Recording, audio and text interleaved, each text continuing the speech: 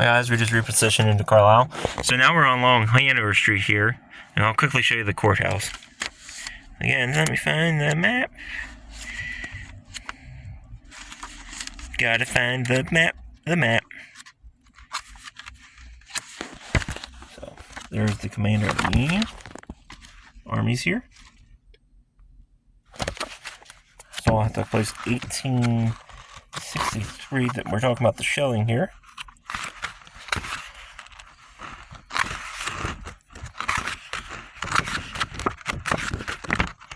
I'm going to do a good job mapping this book out this time.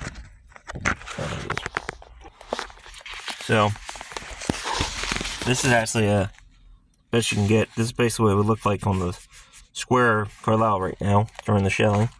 This is also in town. And we'll go down and discuss the history.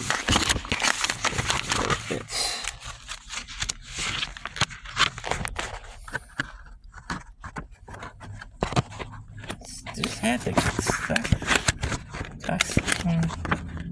map. Ah, there it is. So here we go. We were just over here. Y'all can recognize the point, right? We were just over here, basically behind the Confederate lines. Actually, it looked like they're a little bit off, but they were basically on the point. And here's where the Unions are. And you can see cannon are positioned right in front of the courthouse. We go down a block, which I don't know if we'll do that today. There's 2 more pieces of cannon just down the block, just down the road. So that's what we're going to talk about.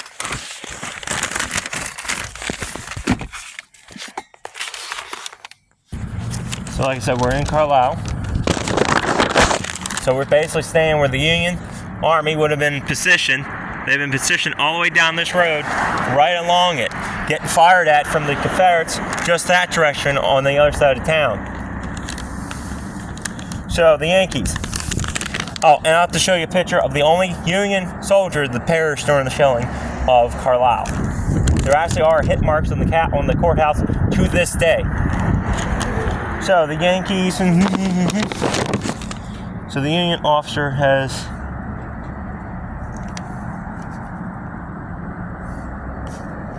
let me see here, my shitty notes. Do I have the name of the Union officer? The Union officer was Charles Russian, served in New York, had defended for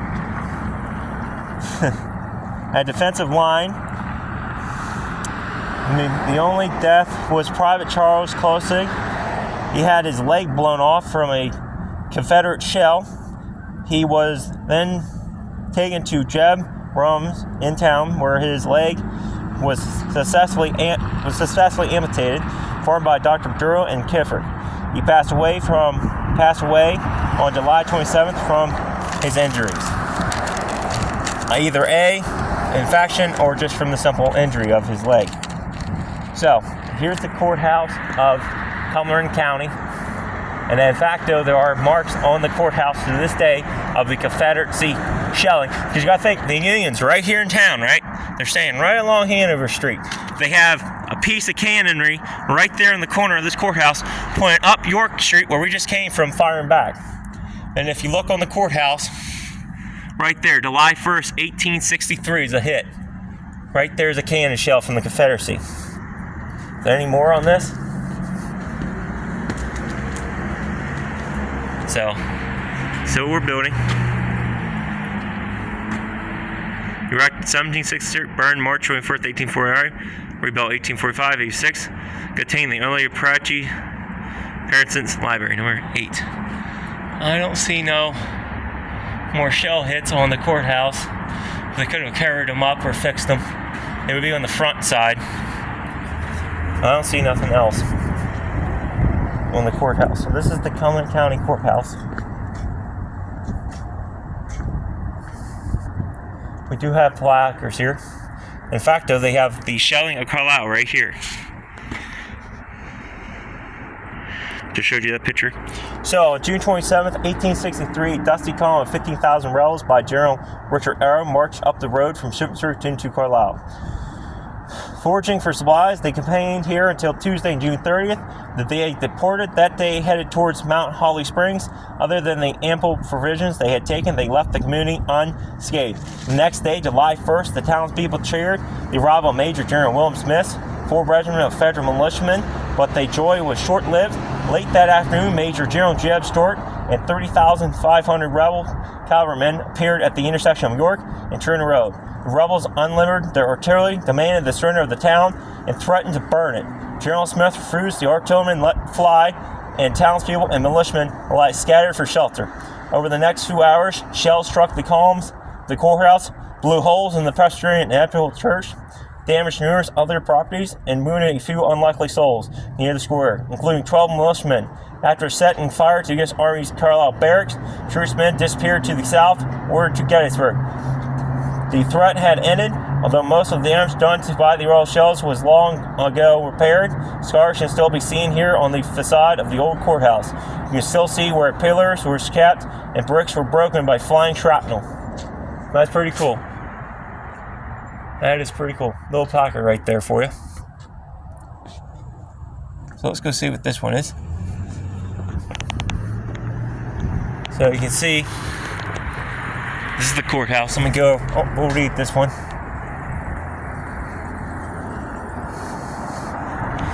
Oh, it's just historic. Let's look into that one. Here's the Carlisle, the Cumberland County Courthouse. So here's Cumberland County Courthouse history quick. Formed June 27, 1750 from Lancaster County. Named for Cumberland County in England, it originally extended to Pennsylvania western limits. Carlisle County seat was founded in 1751. Crossed by major roads, county had a key role in westward migration. So pretty cool. Oh, this ways. So the Veteran Memorial, Historical District of Carlisle. So it's kind of a cool little placard. You see all that? A little faded. I think that's the only placard that tells you what happened here. But like I said, right about, according to the battle map, there have been 2 pieces of Union artillery right about in front of here, pointing that way. I don't think they fired back because they couldn't get their cannons at enough of an angle to get over the buildings of the town. Because even back then, there were some of these buildings were here originally. Some of them, not all of them. And to think that one dude lost his life in this town, in this battle, right along Hanover Street, and you got people walking right past you, not even knowing this stuff happened, is amazing to me. I grew up here in this area. I never knew for once there was a Union line of men right there, and there was a battle right in this town. We all hear about Gettysburg. No, there's more than just Gettysburg that happened in this area.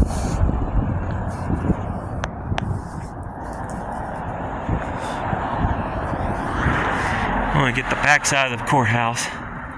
Then maybe we'll walk up along and see if we can see any hits on this side of the building.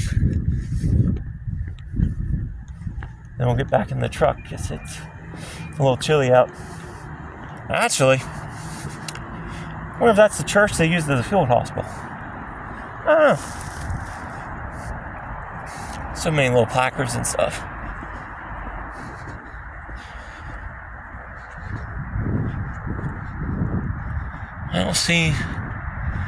I can't see any shell hits. A lot of veteran memorials out here, which is pretty cool.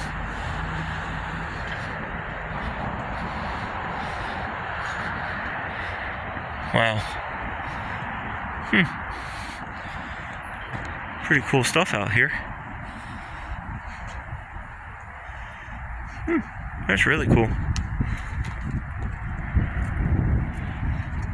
Medal of Honor reception. Anyways, back to the 1800s. I can't see no more hits on this structure. They've been replaced over the years.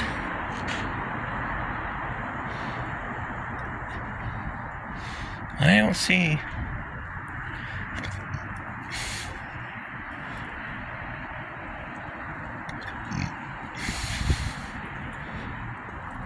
But the fact that there is a cannon shot right there, see it?